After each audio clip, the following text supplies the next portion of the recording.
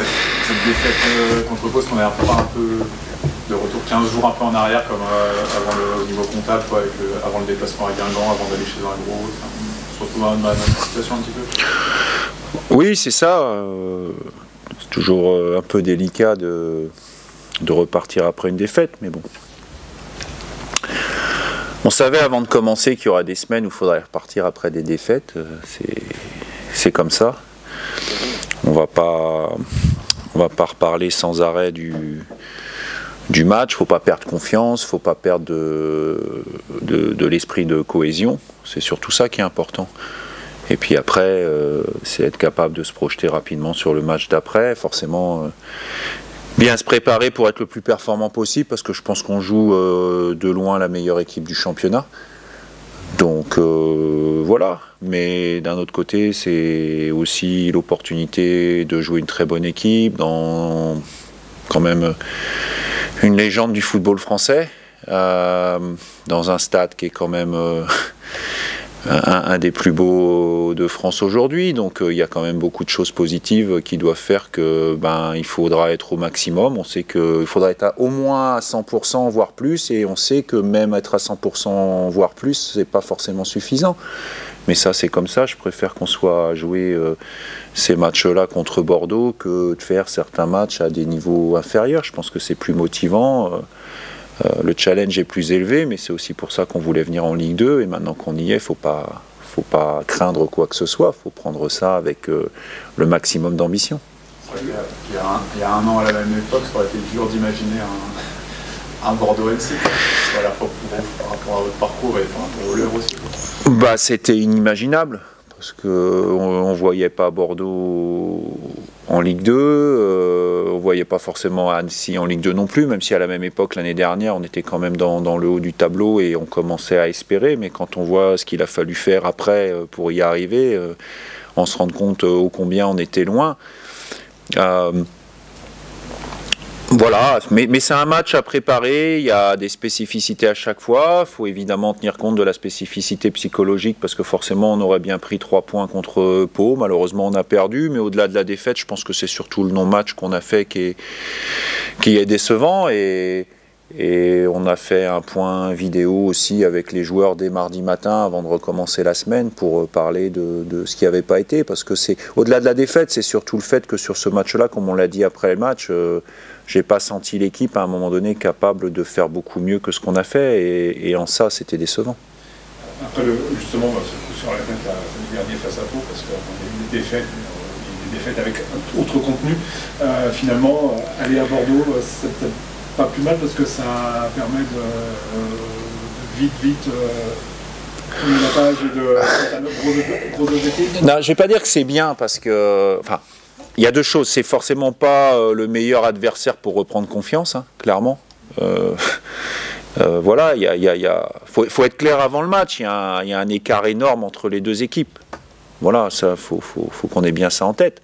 Maintenant, c'est un match de foot. On est dans une période Coupe de France. Dans la Coupe de France, sur un match, il y a toujours des exploits. Hein. Tous les ans, il y en aura encore cette année. Il y a des équipes qui sont 2-3 divisions en dessous qui arrivent à faire un exploit.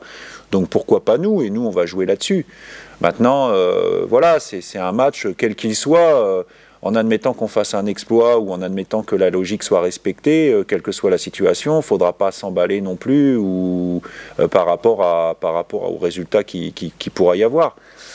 Moi, mon objectif, c'est effectivement de mettre les joueurs dans les meilleures conditions, les meilleures dispositions, surtout mentales, et puis surtout qu'on soit capable de faire ce qu'on a fait quand même jusque-là à l'extérieur face à des bonnes équipes, c'est être capable de jouer à 100% de nos possibilités. Puis après, on verra.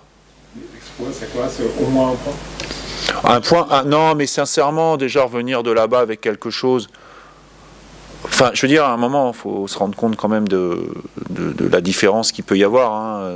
Voilà, le classement, le nombre de points, les joueurs qui sont sur le terrain, une certaine expérience, la valeur des joueurs aussi. Alors on va me dire, oui, mais Bordeaux est jeune. Oui, Bordeaux est jeune, mais enfin...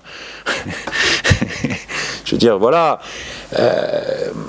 Maintenant, ça, c'est l'avant-match. Et nous, une fois qu'on va commencer, on ne va pas se dire oui, mais ils sont nettement plus forts que nous. On va tout faire pour les embêter, pour mettre en place un plan, le respecter et puis donner le maximum. Et puis on verra bien ce que ça donnera au bout de 95, 98 ou 100 minutes. Tu t'attends à quel genre de match, justement, peut-être un peu au match que vous avez fait au Havre, par exemple, dans la physionomie un peu, dans ton esprit, après on sait c'est difficile de prévoir un match. Je pense que voilà, il y a plein de choses à prendre en compte. Je crois qu'ils ont déjà 18 000 spectateurs de moyenne, donc il y a ça aussi à prendre en compte. Il y a la qualité des joueurs. Je veux dire, il y a des joueurs. Je prends un joueur comme Bakwa, par exemple. À un moment donné, s'il a décidé de prendre le ballon et à 100% de ses possibilités faire un exploit, c'est un peu difficile. De l'en empêcher. Alors forcément, après, ça met aussi une pression globale sur tout le monde parce que c'est une équipe qui quand même se crée beaucoup d'occasions, met beaucoup de pression, met beaucoup de dangers. Il y a la polémique de l'arbitrage à Bordeaux parce qu'il y a beaucoup de pénaltys, entre guillemets. Mais quelque part, c'est eux aussi qui sont capables de créer ça. Donc, savoir ce qui va se passer, moi, au Havre, encore une fois, jusqu'à une décision de l'arbitre, on était exactement dans ce qu'on avait prévu. Mais moi, je n'avais pas prévu qu'on prenne un deuxième jaune et un carton rouge sur une faute qui n'existait pas.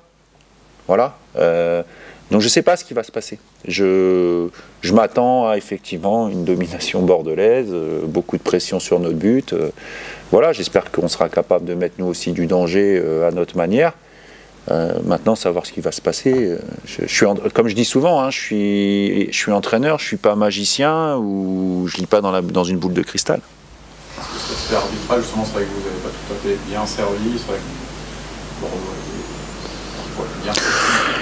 je pense que c'est un aspect que tu redoutes un peu. Je prends. Enfin, là-dessus, il faut être clair. Il n'y a pas que Annecy qui est avantagé ou désavantagé par les décisions arbitrales. De toute manière, les petits et ceux qui jouent dans le bas du tableau sont plus désavantagés qu'avantagés. Je parle en termes de décision. Je ne dis pas que c'est fait sciemment, je ne me permettrai pas de dire ça, et en plus je ne le pense pas. Mais il y a des choses qui font qu'à un moment donné, effectivement, quand vous êtes dans le bas du classement, et on le sait parce que nous, l'année dernière, on était dans le haut, donc aussi on a eu des décisions favorables des fois qui ont permis de faire tourner les matchs. Je pense qu'effectivement, il y a des paramètres qui font qu'à un moment donné, les gros, ils sont... avec des décisions plus favorables. Avantagés, désavantagés, c'est pas le bon mot. Il y a des décisions plus favorables parce qu'ils créent un contexte qui fait que il y a un peu plus de doute et dans le doute parce que, vous savez, je repensais à ça par rapport aux décisions qu'il peut y avoir et notamment par rapport à notre dernier match. C'est toujours une question d'interprétation finalement de siffler un pénalty. Parce que si vous voulez justifier un pénalty, vous allez toujours trouver une jambe ou un genou qui effleure ou un bras sur l'épaule, etc. Sauf que, par exemple à Guingamp, moi il y a une situation sur laquelle on a défendu. Moi quand je revois l'action, je pense qu'il y a pénalty contre nous. Tant mieux, il n'a pas sifflé. Et je pense que le pénalty par exemple qu'on a concédé à Rodez, il y avait beaucoup moins pénalty là que...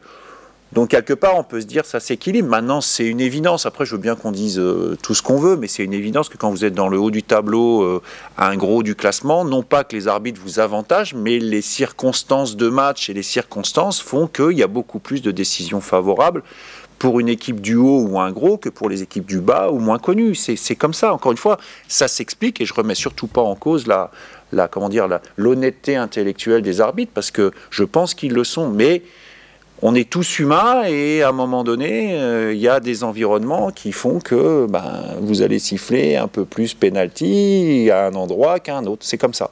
C'est comme ça. On peut reprendre toute l'histoire du foot. C'est comme ça. Et c'est en ça que, même si ça ne solutionne pas tout, je suis un grand supporter de la VAR parce que je trouve qu'au moins, ça permet des vérifications. Voilà. Ça ne solutionne pas tout. C'est clair. Mais comme quoi, à un moment donné, même avec des images, ça peut toujours prêter à discussion. Donc la tâche, on ne fait pas un métier facile, mais moi je préfère être entraîneur qu'arbitre. Hein. Je le dis aussi. Hein. Donc voilà. L'état d'esprit du groupe là, parce que c'est vrai que c'était les joueurs quand même abattus samedi après la défaite, normal. Là, ça y est, la page est tournée quand même. Ouais. Ils étaient abattus, mais ouais, il faut savoir pourquoi. On est abattu pourquoi? Est-ce qu'on est abattu quand on a le sentiment qu'on a donné 100%? Quand je dis 100%, c'est pas une question de volonté, mais 100% dans tout. Hein. Il suffit pas d'avoir envie, hein, je l'ai dit l'année dernière ça. S'il suffisait que d'avoir envie pour réussir dans la vie, ce serait trop facile. Hein. Donc il y a autre chose que d'avoir envie. Je pense qu'ils avaient aussi en tête que finalement ils étaient aussi passés un peu au travers de certains aspects que je ne vais pas développer là évidemment, mais et on en a parlé notamment avec les cadres dès mardi matin en tête à tête. Voilà, il y a des choses qui, à un moment donné, ne peuvent pas se passer. Et je pense que la déception, elle était plus parce qu'ils étaient déçus d'eux-mêmes que finalement le résultat final. Voilà, et à juste titre, parce que ce qu'il y a de bien avec ce groupe, c'est qu'il y a des gens qui ne se cachent pas et les choses sont dites, exprimées, et c'est hyper agréable, parce que, alors des fois, c'est pas très agréable d'entendre ce qui se dit, hein, mais au moins, une fois que les choses sont exprimées et dites, c'est plus facile de repartir vers autre chose. Maintenant, franchement, et il faut être clair, si on m'avait dit à la 12e journée, c'est 12, c'est ça, hein, tu serais 16e, moi je vous dis tout de suite, j'aurais signé. Hein. Alors on peut me dire, oui, mais après avoir gagné 4-0 à Guingamp, si tu avais gagné contre Pau, tu serais 10e. Pour autant, je serais 10e avec 3 points de plus. Je ne serais pas à me dire, ça y est, hein, l'ambition est autre. Encore une fois, il faut être très clair. Il faut être dans la lutte pour le maintien en permanence, de manière à ce qu'à la 38e journée, on soit au pire 16e. Voilà. Et être à cette place-là aujourd'hui... faut pas commencer à se dire oui mais ça aurait pu être autrement parce qu'on aurait dû prendre des points là, ouais ok, mais à un moment donné, encore une fois, dire ça va être difficile et vivre cela va être difficile, c'est complètement différent. Donc aujourd'hui, c'est difficile, on devait s'y attendre, il faut faire face, il faut faire preuve de personnalité, d'esprit compétiteur et de combat pour être prêt à relever les challenges qui s'annoncent et le fantastique challenge qui s'annonce en allant à Bordeaux.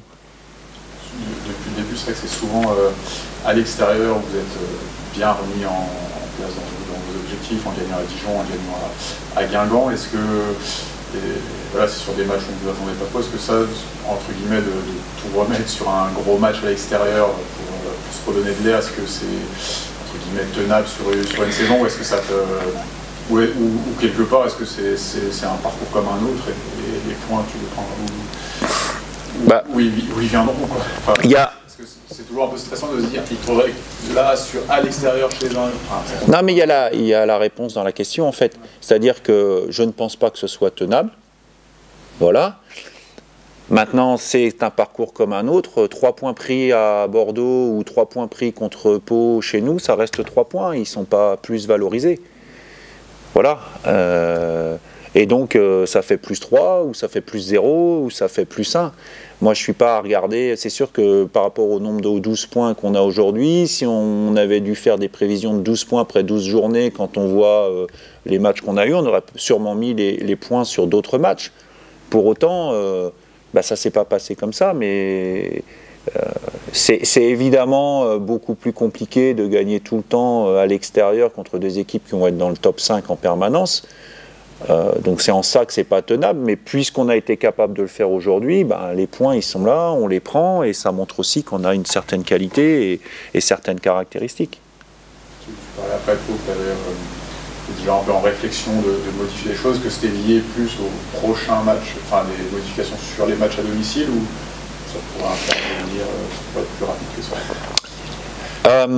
ça? Ça vous verrez, mais y a deux choses, parce que je parlais, souvent quand on pense à ça, on pense au système de jeu. Quelque part, on a un système qui fonctionne mieux à l'extérieur qu'à domicile. Donc l'idée, elle pourrait se dire, est-ce qu'il n'y a pas un système pour l'extérieur et puis un autre à domicile? Mais moi, j'ai été joueur, je connais les joueurs aussi. À un moment donné, ils ont besoin de repères. Donc changer tout le temps de système, est-ce que c'est la solution?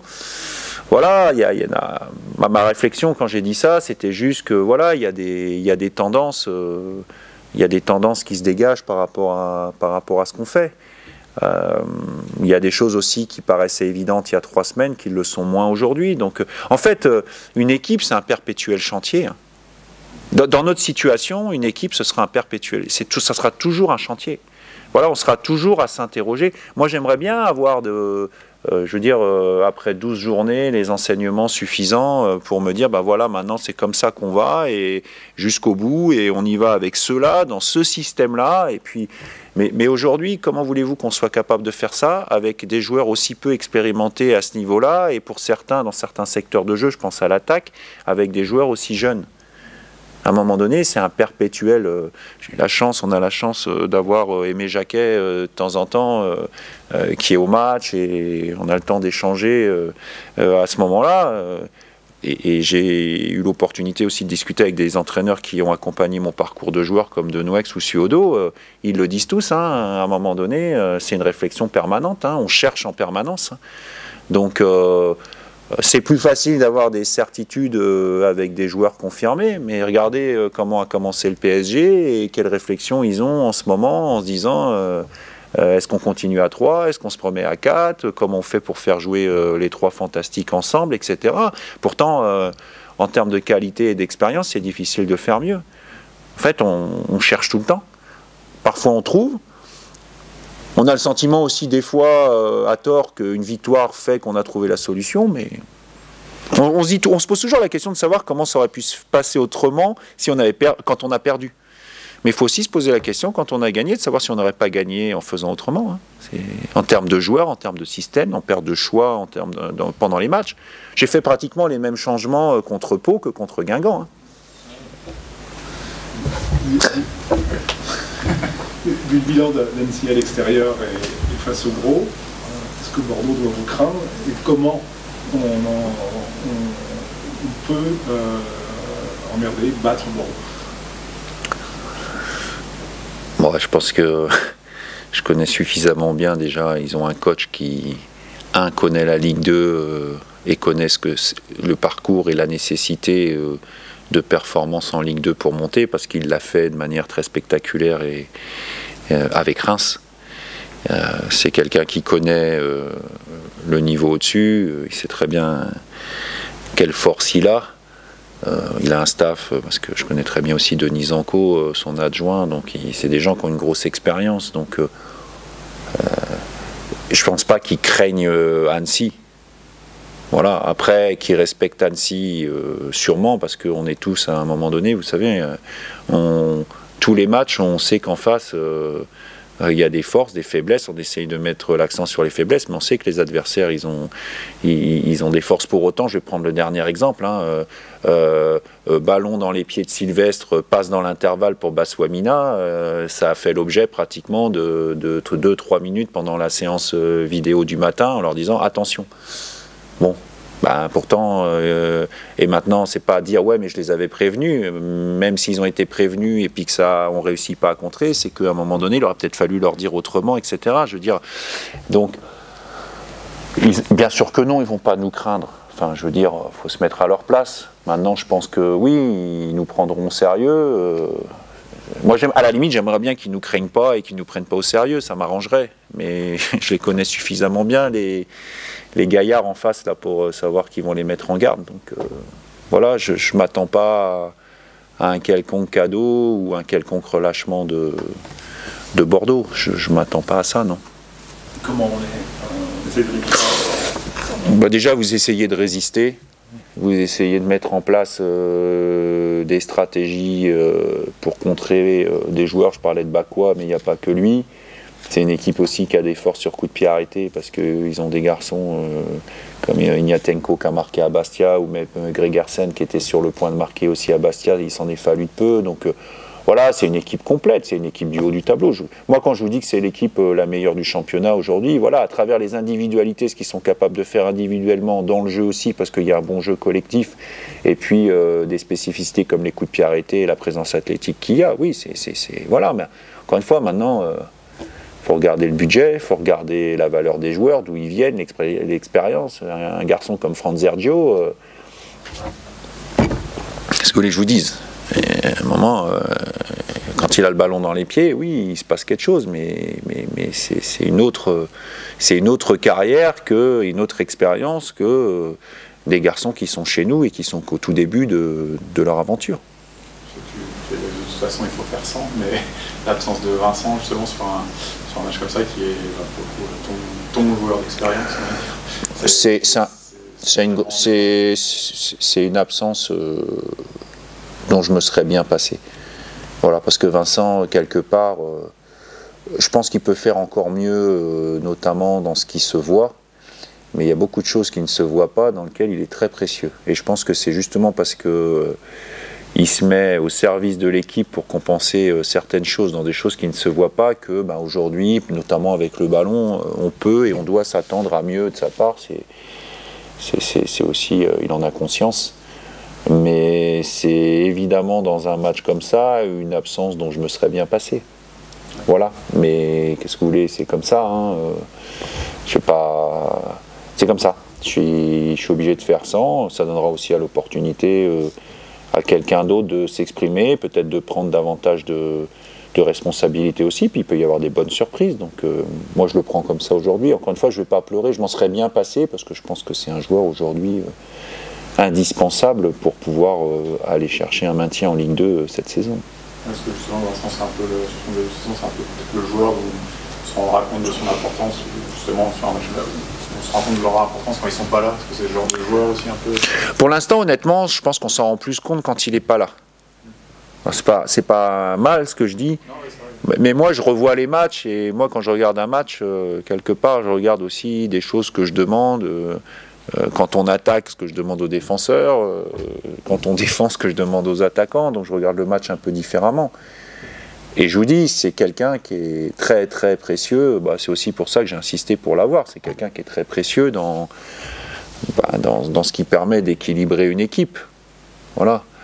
Mais encore une fois, il n'est pas là, donc c'est comme ça, hein, il sera là, le gros avantage, c'est que il purge une suspension, il repart à 0 au niveau des cartons, donc on va l'avoir pendant plusieurs semaines dans les semaines qui suivent. Au niveau de l'infirmerie, toujours donc Farad, Flippono, Jean-Jacques Rocky est forfait aussi, il s'est blessé pendant la semaine, musculaire. Incertitude pour Spano, puisqu'il a arrêté l'entraînement en début de semaine, donc j'espère le récupérer d'ici là, mais il a dû s'arrêter après l'entraînement de mardi matin, enfin il n'a pas fini l'entraînement de mardi matin. Voilà, sinon on a tout le monde apte sinon.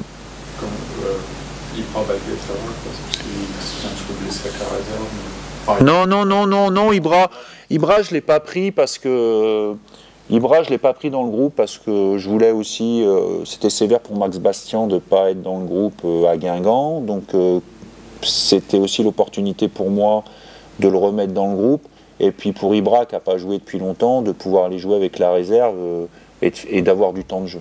Voilà, et puis la réserve d'ailleurs a fait un très bon match, ils ont gagné, donc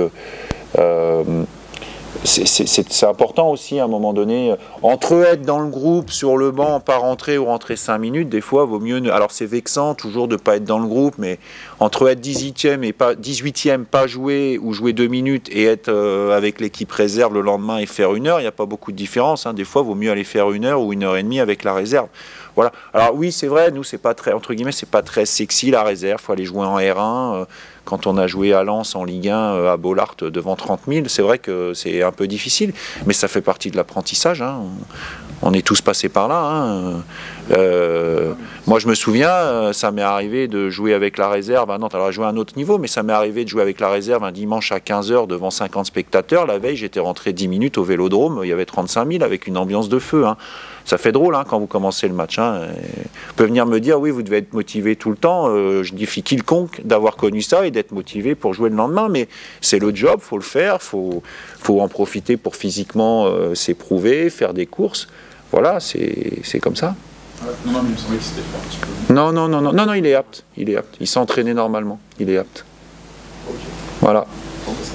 Merci. On a une question du pôle Outre-mer de France Télévisions qui demande si c'est un bon tirage pour nous, les Diables Noirs de Mayotte, et est-ce que tu connais un peu le club et le football sur l'île? Alors, je connais Mayotte. Pas pour y avoir été, mais je connais Mayotte. Et un bon tirage en Coupe de France, c'est quand on est au tour suivant. Donc, vaut mieux jouer le PSG et se qualifier que de jouer les Diables Noirs et se faire éliminer. Voilà. Donc, moi, je saurais si c'est un bon tirage à la fin du match. Voilà, j'espère. En tout cas, on prend ce tour de Coupe de France très au sérieux. Je pense que la Coupe de France, c'est quelque chose d'important dans une saison où il peut y avoir des moments difficiles. Des fois, avoir un match de coupe, ça redonne aussi un peu d'énergie, de confiance à un club. Donc, on prendra ce match de coupe très au sérieux. Ce ne sera pas un match pour faire tourner l'effectif, etc. Parce qu'il nous reste que 3 semaines avant la première coupure, enfin avant la coupure due à la Coupe du Monde. Donc voilà, c'est pas ma préoccupation principale aujourd'hui parce qu'on va à Bordeaux et donc forcément je suis focalisé là-dessus. Mais dès que le match de Bordeaux sera terminé, on prendra le maximum d'informations sur cette équipe, le maximum de renseignements, on se préparera le mieux possible et on fera tout pour se qualifier. Encore une fois, je considérerais ce match-là comme dans le calendrier comme un match de championnat.